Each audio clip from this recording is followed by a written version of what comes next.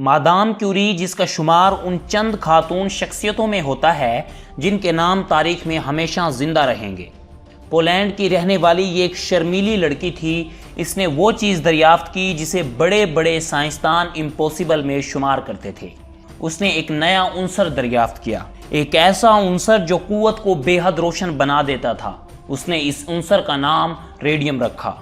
Redeem cancer کے علاج میں بے حد مفید ثابت ہوا۔ کینسر کے لاکھوں مریض یا تو مستقل طور پر صحت یاب ہو گئے ہیں یا پھر ان کی بیماریوں میں کمی واقع ہوئی ہے اور ان کی زندگیوں میں کئی برس کا اضافہ ہو گیا ہے۔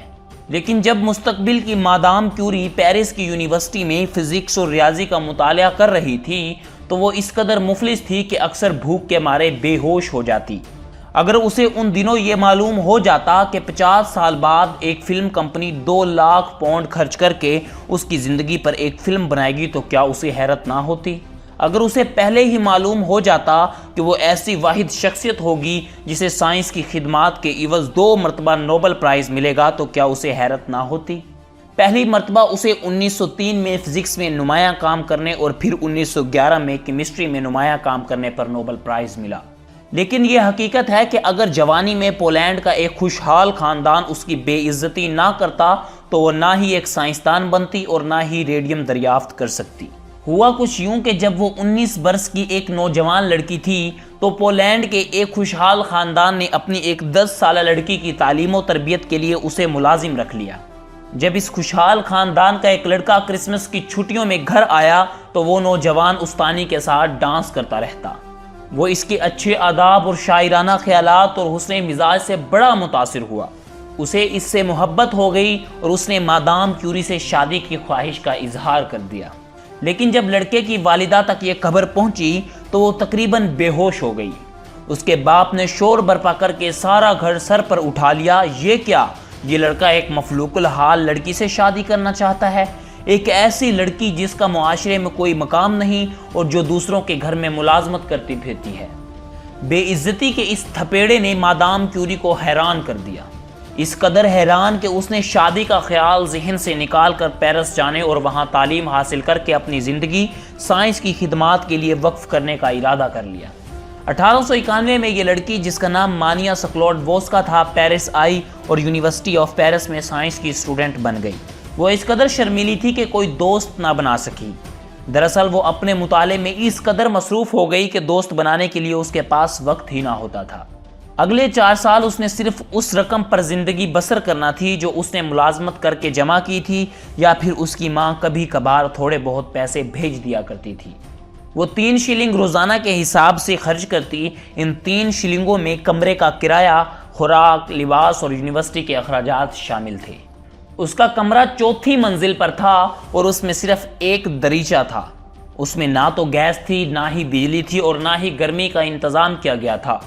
وہ ساری سردی کوئلے کی 2 بوریوں سے زیادہ نہ خرید سکتی تھی۔ اپنے کوئلے کے خزانے کو بچانے کے لیے وہ اکثر چاندنی راتوں میں آتش دان روشن نہ کرتی اور بیٹھی ٹھنڈی انگلیوں اور کپکپاتے ہوئے کندھوں سے ریاضی کے سوال حل کرنے میں مصروف رہتی۔ پھر سونے سے پہلے خود کو گرم کرنے کے لیے صندوق میں سے اپنے تمام کپڑے نکال کر کچھ چارپائی پر بچھا دیتی اور کچھ اوپر اوڑھ لیتی۔ ایسے میں بھی اس کی سردی کم نہ ہوتی تو وہ کرسی پکڑ کر اسے اپنے اوپر رکھ لیتی تاکہ اس کے وزن سے اسے کم سردی محسوس ہو۔ اسے اپنا چھوٹا موٹا کھانا بھی خود ہی پکانا پڑتا، لیکن کھانا کھانے میں جو وقت لگتا، مادام کیوری کا خیال تھا کہ یہ وقت ضائع ہو جاتا ہے۔ وہ کئی ہفتے صرف مکھن اور ڈبل روٹی پر گزر اوقات کرتی۔ اکثر اوقات تو اس کا سر چکرانے لگتا اور وہ بستر پر گر کر بے ہوش ہو جاتی۔ جب وہ ہوش میں آتی تو اپنے آپ سے کہتی، میں بے ہوش کیوں ہوئی تھی؟ وہ یہ تسلیم کرنے کے لیے تیار ہی نہ تھی کہ اس کی بیماری کی وجہ فاقہ ہے۔ ایک دفعہ وہ کلاس روم میں بے ہوش ہو گئی اور جب اسے ہوش آیا تو اس نے ڈاکٹر کے سامنے تسلیم کر لیا کہ وہ کئی روز سے سوکھی روٹیوں پر گزارا کر رہی ہے۔ 3 برس بعد مانیا سکلوڈووسکا یعنی مادام کیوری نے پیرس میں ایک شخص سے شادی کر لی کیونکہ وہ صرف اسی شخص سے خوش رہ سکتی تھی۔ وہ شخص بھی اس کی طرح سائنس کا دیوانہ تھا۔ اس کا نام پیٹرک کیوری تھا۔ اس وقت اس کی عمر صرف 35 برس کی تھی۔ اس کے باوجود اس کا نام فرانس کے نامور سائنسدانوں میں شمار ہوتا تھا۔ جس روز ان کی شادی ہوئی اس وقت ان کے پاس ذاتی جائیداد صرف 2 سائیکلیں تھیں۔ وہ ہنی مون منانے کے لیے اپنی سائیکلوں پر فرانس کے دیہات میں نکل گئے۔ وہ ڈبل روٹی، پنیر اور پھل کھاتے اور رات کو ایسی سراؤں میں سو جاتے جہاں شمعوں کی روشنیوں سے خستہ حال دیواروں پر عجیب و غریب سائے رنگنے لگتے۔ 3 سال بعد مادام کیوری ڈاکٹر کی ڈگری حاصل کرنے کی تیاری کر رہی تھی۔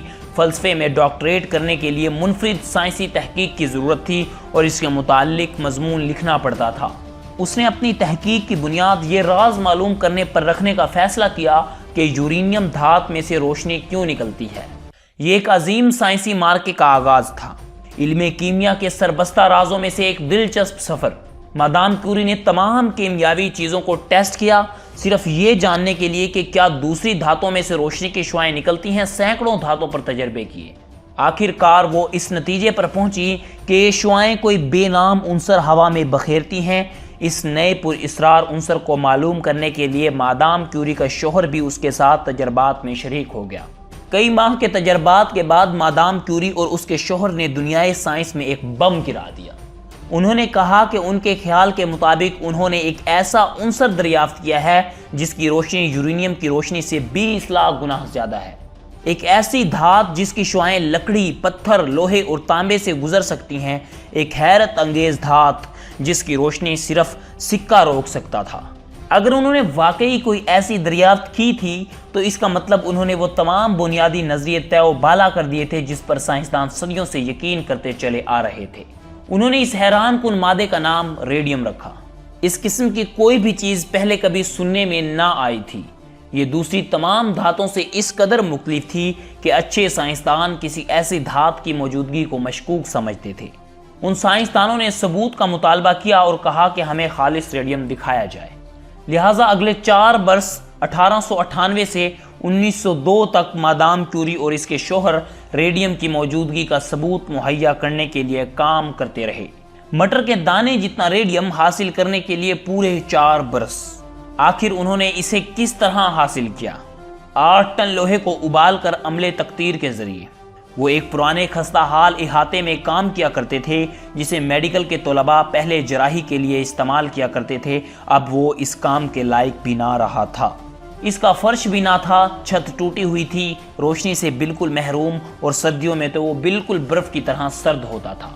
بھٹی میں سے اٹھنے والا دھواں مادام کیوری کی آنکھوں اور حلق کے لیے خطرناک ثابت ہو رہا تھا۔ 4 برس تک یہ میاں بیوی اسی خستہ حال احاطے میں کام کرتے رہے۔ آخر مسٹر کیوری نے بیزاری کے عالم میں مادام کیوری سے کہا کہ وہ اس تجربے کو کسی اچھے وقت پر منتقل کر دے تو بہتر ہوگا، لیکن مادام کیوری نے ایسا کرنے سے انکار کر دیا۔ لہٰذا وہ اپنے تجربے میں مگن رہے اور آخر ریڈیم حاصل کرنے میں کامیاب ہو گئے۔ اس دریافت کا یہ نتیجہ ہوا کہ مادام کیوری روئے زمین کی مشہور ترین خاتون بن گئی۔ لیکن کیا شہرت اور عظمت کے وہ دن اس کے لیے خوشی کے دن تھے؟ بالکل نہیں۔ وہ بار بار کہا کرتی کہ اس کی زندگی کے بہترین ایام وہی تھے جب وہ مفلسی کے عالم میں اپنے شوہر کے ساتھ اس گندے اور بوسیدہ احاطے میں کام کیا کرتی تھی۔ وہ دن جب اس کے پاس سردی کی یلغار روکنے کے لیے کپڑے نہ ہوتے تھے اور وہ بھوک کے عالم میں اکثر بے ہوش ہو جاتی تھی۔ وہ ایام جب وہ صرف کام کیا کرتی تھی۔ 1902 میں مادام کیوری اور اس کے شوہر نے یہ فیصلہ کرنا تھا کہ کیا وہ امیر بننا چاہتے ہیں یا سائنس کی بے لوث خدمت کے لیے اپنی زندگیاں وقف کرنا چاہتے ہیں۔ اس وقت تک یہ دریافت ہو چکا تھا کہ ریڈیم کینسر کے علاج میں بے حد مفید ثابت ہو سکتا ہے۔ ریڈیم کی مانگ روز بروز بڑھتی جا رہی تھی اور اسے تیار کرنے کا طریقہ دنیا میں صرف مادام کیوری اور اس کے شوہر کو معلوم تھا۔ وہ اپنی ایجاد کے حقوق کسی کمپنی کے پاس لاکھوں پاؤنڈز میں فروخت کر سکتے تھے۔ چونکہ ریڈیم کو ایک نفع بخش تجارت بنایا جا رہا تھا، لہٰذا اگر مادام کیوری اسے کسی کمرشل کمپنی کے ہاتھوں فروخت کر بھی دیتی تو کسی کو اعتراض نہ ہوتا۔ اس طرح سے حاصل کی ہوئی رقم ان کے بچوں کے لیے مالی تحفظ کا سامان بن جاتی۔ لیکن یہ جان کر انسانی فطرت پر انسان کا اعتقاد بڑھ جاتا ہے کہ مادام کیوری نے اپنی ایجاد کے عوض 1 پائی بھی قبول کرنے سے انکار کر دیا۔ اس نے کہا یہ سائنس کے جذبے اور مقصد کے برعکس ہوگا، اس لیے مجھے اس صورتحال سے ناجائز فائدہ نہ اٹھانا چاہیے۔ اس طرح اس نے رقم لینے سے انکار کرتے ہوئے انسانی خدمت کا راستہ پسند کیا۔ وہاں وائس کے معزز دوستو، ہم نے یہ ویڈیو بے حد ریسرچ کے بعد بنائی ہے۔ آپ ہماری محنت کا صلہ ہمارے یوٹیوب چینل کو سبسکرائب کر کے ضرور دیجیے گا۔ شکریہ۔